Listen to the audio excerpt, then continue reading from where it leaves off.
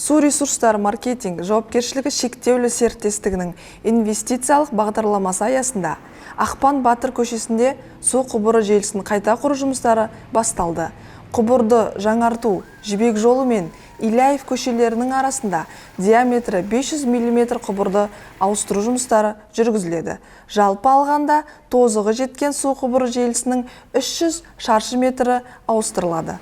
Ақпан Батыр көшесінде 2 жолақтық автокөлікті қозғалыс жүреді.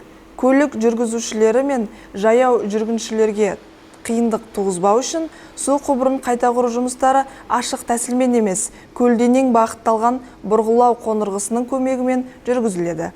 Бір-бірінен 600 метр қашықтықта бірнеше жерден асфальтты тесу жүргізіледі. Осылайша көшедегі жол төсемі мүлдем зардап шекпейді. Бұрғылау қондырғысы осы типтегі механизмдердің соңғы буындарынан екенін айта кету керек.